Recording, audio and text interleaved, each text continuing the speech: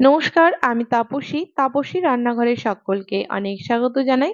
চলে এসেছি আবার একটি সম্পূর্ণ নতুন রেসিপি নিয়ে। আর আজকে একটি মাছের রেসিপি আমি আপনাদের বানিয়ে দেখাবো। তো চলুন, আমি যদিও এই নামটা মাছের নামটা জানি না। দেখুন, আপনারা যদি মাছের নামটা জেনে থাকেন তাহলে অবশ্যই আমাকে জানাবেন। যদিও যেখান থেকে মাছ নিয়েছিলাম কাকু আমায় জানিয়েছিল, কিন্তু আমি একদমই ভুলে গেছিলাম।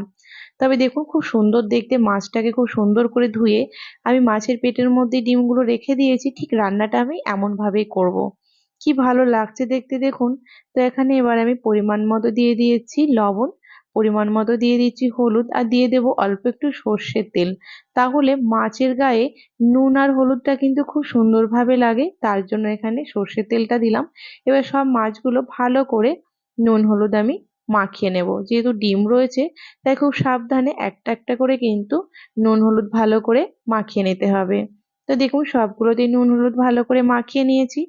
এবার মশলার জন্য এখানে হাফ চামচ সর্ষে, 1 চামচ পোস্ত, হাফ চামচ সাদা সর্ষে, 2টো কাঁচা লঙ্কা শিলে আমি বেটে নেব। এবার কড়াই বসিয়ে দিয়েছিলাম, কড়াইটা গরম হয়ে গেছে, দিয়ে দিচ্ছি সর্ষের তেল। আমি রান্নাটা যেহেতু সর্ষের তেলেই করব, দেখুন প্রচন্ড গরমে আমরা প্রত্যেকেরই একটা নাজেহাল অবস্থা, তাই খুব তেল মশলায় রান্না করছি না, এই তেলটাতেই পুরো মাছ রান্নাটা আমি করে নেব। তাই তেলটা গরম হয়ে গেছে, মাছটা আমি একটা একটা করে দিয়ে দিচ্ছি। এবার মাছটা সব দিয়ে লো টু মিডিয়ামে, খুব কড়া করে যেহেতু সর্ষে পোস্ত দিয়ে করব, তাই খুব কড়া করে মাছটাকে আমি ভাজবো না, ওই হালকা করে ভাজবো। দেখুন, মাছটা এবার ভাজা হয়ে গেছে। এবার একটা থালার মধ্যে মাছটাকে আমি উঠিয়েও নিচ্ছি। দেখেছেন, একেবারে এক পেট ভর্তি ডিম। কি সুন্দরভাবে মাছগুলোর ভাজার সাথে সাথেই ডিমগুলো সুন্দরভাবে টাইট হয়ে গেছে। এবার ওই তেলটার মধ্যেই, মাছ ভাজা তেলের মধ্যে অল্প একটু কালো জিরে, একটা শুকনো লঙ্কা দিলাম। কয়েক সেকেন্ড মতো কিন্তু ফোড়নটাকে একটু নাড়াচাড়া করে নেব। আমি সেই তেলের মধ্যে আর কিন্তু তেলটা দিইনি। এবার মশলাটা বেটে নিয়েছিলাম, এবার দিয়ে দিচ্ছি, আঁচটা একদম কমই রয়েছে। এবার একটু নাড়াচাড়া করে নিলাম, আর মশলার প্লেট ধোয়া জলটাও একটু দিয়ে দিলাম। মোটামুটি ওই মিনিট খানেক একটু নাড়াচাড়া করব, নয়তো কিন্তু সর্ষে যেহেতু দেওয়া আছে, তেতো হয়ে যাবে, বেশিক্ষণ কিন্তু নাড়াচাড়া করব না। এবার এর মধ্যে পরিমাণ মতো দিয়ে দিচ্ছি হলুদ, আর পরিমাণ মতো দিয়ে দেবো এখানে নুন। এবার আবারও কয়েক সেকেন্ড এখানে একটুখানি নাড়াচাড়া করে নেব। এবার কয়েক সেকেন্ড নাড়াচাড়া করে নিয়ে এখানে ওই অল্প একটুখানি কালারের জন্য কাশ্মীরি লঙ্কা গুঁড়োটা আমি এখানে ব্যবহার করব। তো চলুন, ওই একটুখানি কাশ্মীরি লঙ্কা এখানে দিলাম। তো এটা পুরোটাই অপশনাল, আপনারা চাইলে কিন্তু এখানে নাও দিতে পারেন। তো এখানে দিয়ে দিলাম, দেখুন এবার ভালো করে নাড়াচাড়া করে নিলাম আলতোভাবে। এবার এখানে জল দিয়ে দেব। এখানে ছোট বাটির হাফ বাটি মতো এখানে আমি জল দিয়েছি, নাড়াচাড়া করছি। আরো ওই হাফ বাটি মতো জল এখানে দেবো, ওই টোটাল 1 বাটি মতো জল দেবো, যেহেতু ফুটে যাবে যখন মাছের সঙ্গে, তখন কিন্তু ওই অল্প একটুখানি ঝোলটাই থাকবে। বেশ বাকিটা কিন্তু ঝোলটা শুকিয়ে যাবে। তো দেখুন, এবার ফোটার জন্য দিয়ে দেব।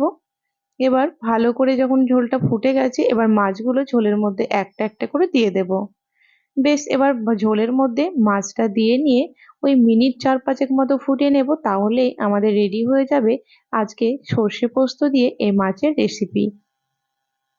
আপনারা কিন্তু খুব সহজেই বাড়িতে, যেহেতু প্রচন্ড গরম এখন আর কিছুই ভালো লাগে না, আর এখন তো যত পারা যায় হালকা খাবার খেতে, তো দেখুন এই মাছের রেসিপিটা কিন্তু আপনারা অবশ্যই বাড়িতে বানাতে পারেন। তো যারা এখনো আমার চ্যানেলটিকে সাবস্ক্রাইব করেনি তাদের অনুরোধ জানাচ্ছি, আমার চ্যানেলটিকে যারা ইউটিউব থেকে দেখছেন তারা প্লিজ চ্যানেলটিকে সাবস্ক্রাইব করবেন, আর পাশে থাকা বেল আইকনটি প্রেস করবেন, যেন আমি নতুন ভিডিও আপলোড করার সাথে সাথে নোটিফিকেশন প্রথম আপনাদের কাছে পৌঁছে যায়। আর যারা ফেসবুক পেজ থেকে দেখছেন প্লিজ পেজটিকে ফলো করে দেবেন। দেখুন, এপিট ওপিট করে প্রায় আমি 5 মিনিট মতো ফুটিয়ে নিয়েছি। এবার মোটামুটি ওই হাফ চামচ মতো সর্ষের তেল আর 2টো কাঁচা লঙ্কা দিয়ে গ্যাসটাকে বন্ধ করে ঢাকা দিয়ে রেখে দিলাম। এবার ঢাকা দিয়ে রেখে দিলাম 2 মিনিট। দেখুন রেডি হয়ে গেছে আমার একদম মাছের এখানে রেসিপিটি। সর্ষে পোস্ত দিয়ে কিন্তু আপনারা এই মাছটি রান্না করে নিতে পারেন খুব সহজে, খুব কম সময় লাগে, আর খেতে কিন্তু অসাধারণ লাগে।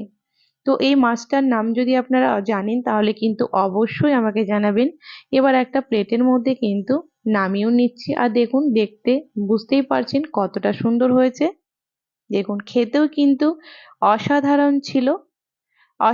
তো আজকের রেসিপি যদি আপনাদের ভালো লেগে থাকে তাহলে কিন্তু লাইক শেয়ার করতে ভুলবেন না। কমেন্টে অবশ্যই জানাবেন এই মাছের রেসিপি আপনাদের কেমন লেগেছে। ভালো লাগলে আপনারাও বাড়িতে বানিয়ে সেটাও আমাকে জানাবেন। তো আজকের রেসিপি এই পর্যন্ত ছিল। দেখা হবে আবার একটি নতুন এপিসোডে। ভালো থাকবেন, সুস্থ থাকবেন। ধন্যবাদ।